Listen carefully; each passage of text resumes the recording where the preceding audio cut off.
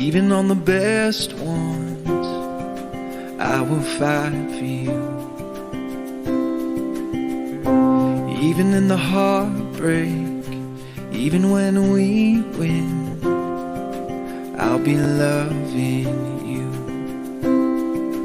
Over and over again, you'll be mine. Over and over again, I'll choose you every time.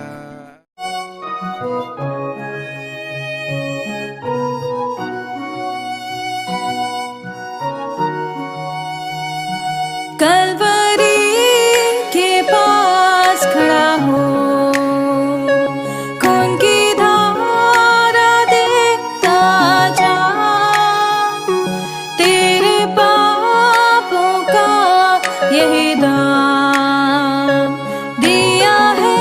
परमेश्वर को धन्यवाद देंगे आज की सुंदर सुबह के लिए कि परमेश्वर ने आज की सुंदर सुबह मुझे और आपको दी है कि हम आज प्रभु की निकटता में आ जाएं, परमेश्वर के नाम को धन्य कह सके। प्रियो, परमेश्वर ने आज का दिन फिर से हमें दिया है। आज अप्रैल की 2 तारीख है। प्रभु का धन्यवाद हो, उसकी स्तुति करते हैं कि पिछले सारे सप्ताह में प्रभु ने हमारी रक्षा की, मदद की। हम लोग ईस्टर मनाया, परमेश्वर की महिमा करी और परमेश्वर के नाम को धन्य किया। आज अप्रैल की 2 तारीख है। मैं आप सभी का स्वागत और वेलकम करता हूं आज के दिन के लिए जो प्रभु ने मुझे और आपको दिया है, ताकि हम प्रभु की महिमा करें। प्रियो, आपके सहयोग के लिए धन्यवाद। प्रभु आपको आशीष दे, हम और अधिक परमेश्वर की महिमा कर सकें और जो परमेश्वर की योजना है उसको अपने जीवन में हम पूरा करते चले जाएं। प्रियो, परमेश्वर का वचन कहता है 2 कुरिन्थियों का 8 अध्याय और उसके 22, 23 और 24 पद को मैं आपके सामने पढ़ना चाहता हूँ। हमने उसके साथ अपने भाई को भी भेजा, जिसको हमने बार बार परख के बहुत बातों में उत्साहित पाया है, परंतु अब तुम पर उसको बड़ा भरोसा है, इस कारण वह और भी अधिक उत्साहित है। यदि कोई तीतुस के विषय में पूछे तो वह मेरा साथी और तुम्हारे लिए मेरा सहकर्मी है, और यदि हमारे भाइयों के विषय में पूछे तो वे कलीसियाओं के भेजे हुए और मसीह की महिमा है। अतः अपना प्रेम और हमारा वह घमंड जो तुम्हारे विषय में है, कलीसियाओं के सामने सिद्ध करके उन्हें दिखाओ। परमेश्वर अपने इस वचन के पढ़े और सुने जाने पर आशीष दे। आमीन। प्रार्थना करेंगे। धन्यवाद और स्तुति के योग्य हमारे सामर्थ्य परमेश्वर, हमारा हृदय आपके प्रति धन्यवाद से भरा है। प्रभु, आपने हमें संभाला, आपने हमारी मदद की, सहायता की, आपके अनुग्रह की दृष्टि हम पर रही, इसके लिए धन्यवाद देते हैं। हे दया के धनी और विश्वास के योग्य परमेश्वर, हम आपकी तारीफ करते हैं कि आज का दिन देखने का मौका आपने हमें दिया। हमारे सारे प्रिय भाई बहनों के लिए प्रभु, जो आज इस आवाज़ को सुन रहे हैं, परमेश्वर यूट्यूब चैनल पर बहुत सारे भाई बहन प्रभु इस संदेश को सुन रहे, देख रहे हैं, हम आपकी स्तुति, आपकी प्रशंसा करते हैं। यीशु के नाम से प्रार्थना करते हैं। एक एक परिवार पर प्रभु आपके अनुग्रह की दृष्टि चाहते हैं। प्रभु, जिनको हम जानते नहीं जानते, हर एक को आपके हाथ में सौंपते हैं। जिन्होंने इस आवाज़ को पिता परमेश्वर सुना है, यीशु के नाम से हम ब्लेसिंग देते हैं, यीशु के नाम से आशीष को भेजते हैं। आपका दया का हाथ हर एक के साथ बना रहे, हर एक को अपने हाथों में ले, आत्मा से भर दे, सामर्थ से भर दे, परिवारों पर आशीष दे, बच्चों पर आशीष दे, ताकि परमेश्वर हर जन आप में सुरक्षित पाया जाए, आपकी उपस्थिति का एहसास कर सके, आपके प्रेम का एहसास कर सके, और जो आपकी योजना पिता अपने जीवन में उसको पूरा होता देख सके। हे दयालु, हे सामर्थी, हे विश्वास के योग्य परमेश्वर, हमारी आपसे यही प्रार्थना है, आपकी सुरक्षा हर कदम पर, हर एक परिवार पर बनी रहे।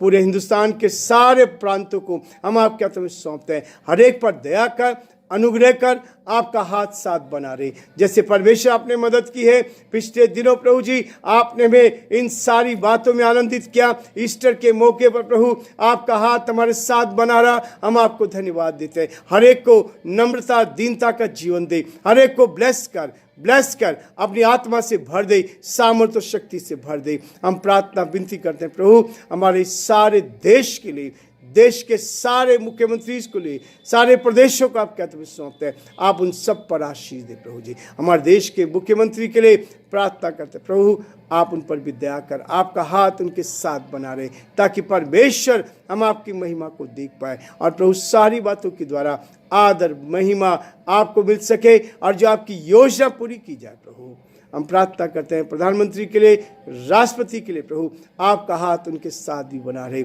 बड़े आदर के साथ, दीनता नम्रता के साथ हम सभी को आपके हाथ में सौंपते हुए इस प्रार्थना को अपने प्रभु अपने धार करता यीशु मसीह के नाम से मांगते हैं, आमीन।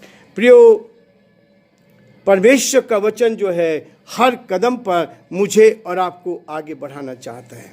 वचन हर कदम पर आशीष देना चाहता है। हमने इस बात को देखा कि यीशु मसीह मृतकों में से जीवित हो उठा, और न केवल जीवित हो उठा परंतु वहाँ लोगों को दिखाई दिया और 40 दिन तक लोगों को दिखाई देता। अपने चेलों के साथ उसने रिश्ता बनाया, अपने चेलों को दिखाई देता रहा, उनको उस घाव को दिखाया, उन पसली में जो भाला मारा गया था वो दिखाया, और उन सारी बातों को उसने दिखाया ताकि परमेश्वर के नाम को महिमा मिले। और इसके द्वारा बहुत से विश्वासियों ने, बहुत से लोगों ने विश्वास किया, और न केवल विश्वास किया परंतु यीशु मसीह पर को उसकी सामर्थ को देखा, उसकी शक्ति को देखा। वो मृतकों में से जीवित हो उठा और एक नया संदेश लेकर आए, नई वाचा लेकर आए, नई तरह की बातों को लेकर मेरे और आपके सामने आए, ताकि हम एक दूसरे को उस आशीष को बांट सकें। प्रेरित काम में उसके दूसरे अध्याय में हम पढ़ते हैं कि चेलों ने जब पवित्र आत्मा को पाया, यीशु के संदेश को दिया, पतरस ने खड़े होकर कहा, हे यहूदियों, तुमने यीशु मसीह को उस क्रूस पे चढ़ाया था, लेकिन वो 30 दिन मृतकों में से जीव हो उठा, वो जीवित हो गया, वो मेरे और आपके लिए इस संसार में जीवित हो के आ गया, ताकि हम उस प्रभु को, जो प्रभु आज भी जीवित है, आज भी जीवित है, वो मेरे और आपके लिए इस संसार में इस बात को लेकर आया कि हम परमेश्वर की महिमा का कारण बनते जाएं। इसलिए प्रियो, पौलुस ने रोमियो के खत में इस बात को लिखा है, यीशु मसीह क्यों आया? हमारे पापों को उठा के हमें आनंद देने के लिए, हमें सच्चाई देने के लिए, हमारे जीवन में अद्भुत काम करने के लिए वो संसार में फिर से जीवित हो उठा। और वो कहता है, रोमियो उसका 13 अध्याय उसके 8 पद में कहता है, आपस के प्रेम को छोड़ और किसी बात में किसी के कर्जदार ना हो। आपस के प्रेम को छोड़कर और किसी बात में किसी के कर्जदार ना हो, क्योंकि जो दूसरों से प्रेम रखता है उसी ने व्यवस्था को पूरा किया है। प्रियो, यीशु मसीह इस संदेश को लेकर आया था। जो दूसरों से प्यार करता है, जो यीशु मसीह के लोगों से प्यार करता है, उसने इस व्यवस्था को, इस नियम को, इस कानून को जो यीशु मसीह ने दिया है उसको पूरा करता है। यही बात है जो प्रभु आज मुझे और आपको सिखा रहा है। जीवित हो उठने के बाद, इस संसार में जीवन पाने के बाद, वो चेलों को दिखाई देकर इस बात को कहता है, और आज वो हमारे बीच में उपस्थित है। उसके लिए उसका संदेश है, आपस के प्रेम को छोड़ और किसी बात में किसी के कर्जदार ना हो। आज हम एक दूसरे के पैसे के कर्जदार हो जाते हैं, एक दूसरे के बोझ को उठाने के लिए कर्जदार हो जाते हैं, एक दूसरे की मदद करने वाले हो जाते हैं, कर्जदार हो जाते हैं। हम एक दूसरे को दबाने की कोशिश करते हैं। लेकिन प्रियो, प्रभु कहता है, आपस के प्रेम को छोड़कर और किसी बात में किसी के कर्जदार ना हो। जितना हो सके एक दूसरे के लिए प्रार्थना करें, जितना हो सके एक दूसरे से प्यार करें, जितना हो सके समय पर एक दूसरे को प्रोत्साहन करें, ताकि हर जन प्रभु में आगे बढ़ते जाएं और लोग जीवन में ऊंचे उठकर प्रभु की महिमा करते चले जाएं। क्योंकि जो दूसरे से प्रेम रखता है, यही वो सिखाता है, यही वो बताता है, जो दूसरों से प्रेम रखता है उसी ने व्यवस्था को पूरा किया है। जो दूसरों से प्यार करता है उसी ने व्यवस्था को पूरा किया।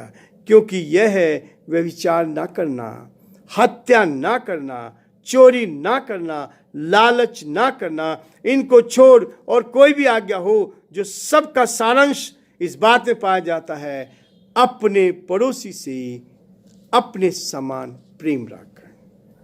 यीशु मसीह पौलुस के द्वारा रोमियोस का 13वां अध्याय और उसके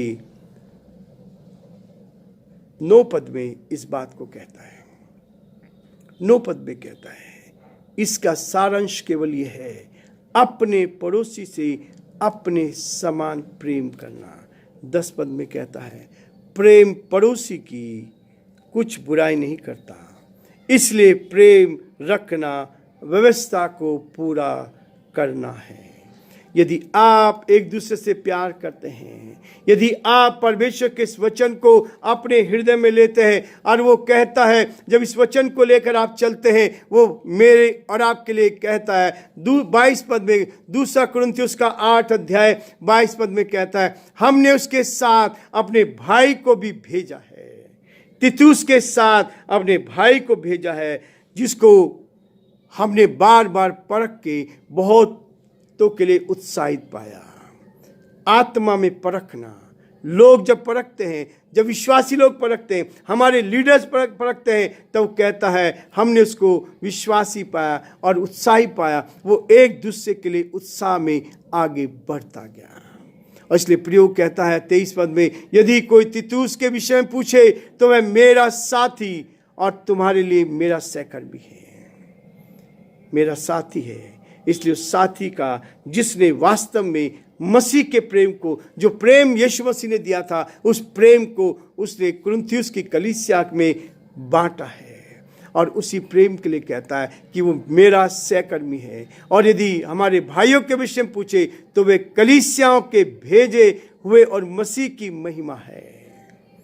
कलीसियाओं के लिए भेजा हुआ और मसीह की महिमा है। प्रियो, हमारे जीवन से मसीह की महिमा होनी चाहिए। आज मैं इस अध्याय को यहीं समाप्त करना चाहता हूँ। 24 पद में लिखा है, अतः अपना प्रेम और हमारा वह घमंड जो तुम्हारे विषय में है, कलीसिया के लिए सिद्ध करके उन्हें दिखाओ।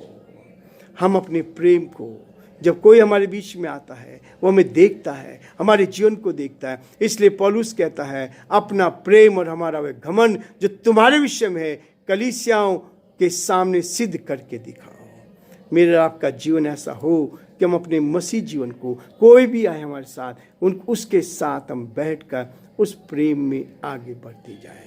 प्रियो, यही हमारे लिए आशीष का कारण है, ये हमारे लिए आनंद का कारण है, ताकि हम प्रभु की महिमा करते जाएं और परमेश्वर को धन्यवाद दे सकें। परमेश्वर आप सबको बहुत आशीष दे, और परमेश्वर का हाथ आप पर और आपके पूरे परिवार पर बना रहे।